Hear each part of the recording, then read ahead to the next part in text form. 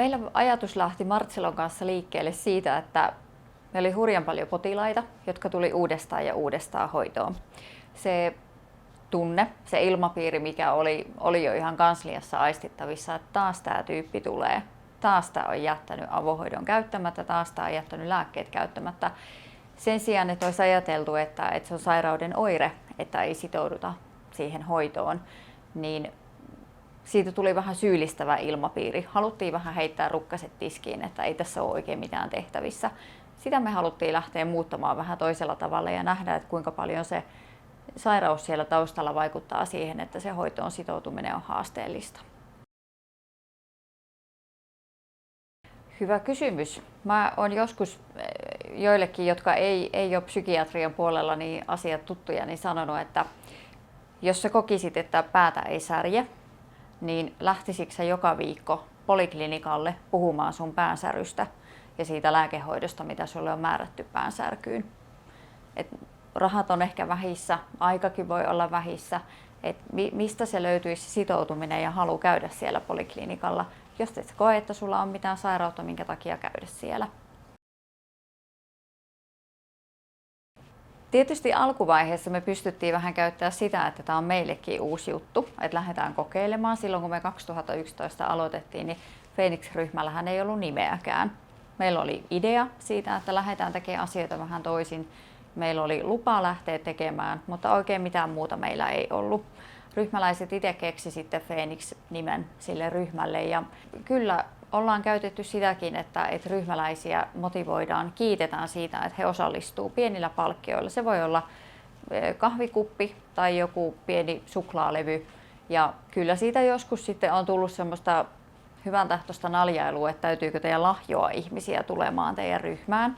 Mutta kaikkihan me tykätään siitä myönteisestä palautteesta enempi kuin kielteisestä, niin miksei sitä hyödynnettäisi psykiatriassakin. No maksimissaan meillä on 10 ryhmäläistä kerrallaan. Meidän ryhmähuone on aika pieni ja toisaalta myös halutaan hyödyntää se semmoinen tuttuusteema siinä, että meillä on se tuttu porukka siinä. Jos tulee uusia ihmisiä, joku ulkopuolinen tutustuu tai uusi ryhmäläinen, me otetaan aina yksi uusi kasvo kerrallaan. Ja meillä ei ole mitään aikaa, meillä ei ole mitään semmoista ohjelmaa, mitä kaikki noudattaa. Yksilöllisesti mennään, ketään ei heitetä Phoenix-ryhmästä ulos. Ja sitten me yhdessä mietitään, että onko aika siirtyä elämässä eteenpäin, jos tuntuu, että asiat elämässä on järjestynyt tai vieläkö haluaa Phoenixissa jatkaa. Jotkut käy meillä tosi harvajaksoisesti, he käy moikkaamassa vaikka kerran puolessa vuodessa kertomassa, että miten elämässä menee. Mutta he edelleen haluaa tulla silloin tällöin piipahtamaan. Me lähetetään aina tekstiviesti edellispäivänä ennen ryhmää, muistutellaan, että mitä tällä viikolla on ohjelmissa. Ja he edelleen haluaa niitä tekstareita saada, niin näin me toimitaan, ei ketään pihalle heitetä meiltä. Me ei käytetä meidän ryhmässä semmoista termiä, koska me muutenkin myös me NS-ammatti-ihmiset heitetään ne ammattiroolit pois, kun me mennään ryhmään. Mä en lähde ryhmään sairaanhoitajana, mä en mene sinne työvaatteissa. Lääkäri ei tule sinne lääkäreinä, myöskään potilaat ei tule potilaina, vaan he tulee Phoenix-ryhmäläisinä. Eli sen takia me ollaan niin kuin kaikki tasavertaista porukkaa siellä ja jaetaan kokemuksia, tehdään asioita yhdessä. Se varmasti muodostuu siitä juurikin, että me ollaan semmoinen tuttu porukka. Me ollaan osa meistä oltu jo tosi pitkään siinä ryhmässä, mutta myös se, että ketkä me ollaan siellä, niin oikeasti halutaan tehdä sitä. Me, jotka työmme puolesta siellä ollaan, niin todella halutaan osallistua siihen ja samoin ryhmäläiset sanoo, että se tarjoaa heille jotain erilaista. Ryhmätoimintahan sinänsä ei ole uutta, mutta ehkä se, että miten asioihin asennoidutaan ja kuinka ihmisiä kohdataan.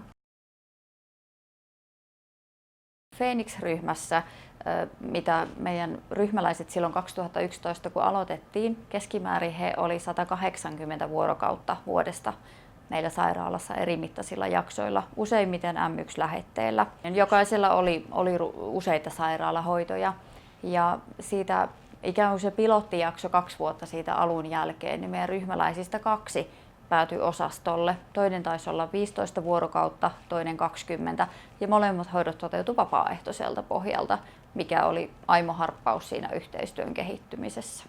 toki jos jättää ne semmoiset eurolaskelmat ja sairaalahoitopäivät, mitkä on sitten ihan laskettavissa olevia asioita syrjään, niin se elämänlaatu ja se, mitä moni ryhmäläinenkin on sanonut, että on tullut siihen elämään sisältöä, on tullut joku syy lähteä kotolta. Ja musta on ollut tosi hienoa nähdä, kuinka ryhmäläiset pitää yhteyttä toisiinsa, jos joku ei vaikka ole jonain torstaina paikalla, he voi ryhmästä pistää vaikka viestiä, että hei, missä tyyppi oot, että et ole tullut tänne paikan päälle. Että semmoinen elämässä semmoinen sosiaalisuus muuttuu normaaliksi. Me toimitaan Vantaalla, ei kovin kaukana Helsingistä, pääkaupungista. Joskus vuosia sitten lähdettiin meidän ensimmäiselle museovierailulle Helsinkiin. Yksi meidän ryhmäläisistä sanoi, että hän ei ole 7 vuoteen käynyt Helsingissä. Et se on välillä ehkä vaikea ajatellakin, että kuinka herkästi ne oireet ja se yksinäisyys vetää ihmisen sinne kotiin. Mutta sitten kun me tutulla porukalla lähdetään, niin siitä Helsinkiin menostakin tulee ihan arkipäiväistä asiaa. Me ollaan saatu Phoenix-ryhmästä muun muassa ihmisen parhaaksi palkinto.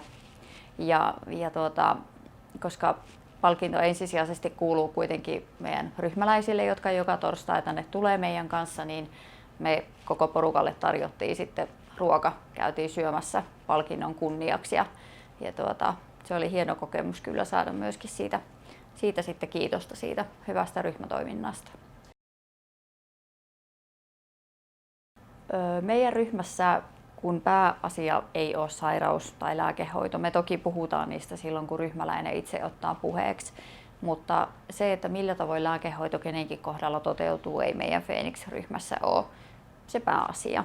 Me voidaan ryhmäläisen kanssa siitä keskustella, jos hän haluaa, mutta muutoin se ei ole esillä ryhmässä sen enempää kuin muutkaan asiat.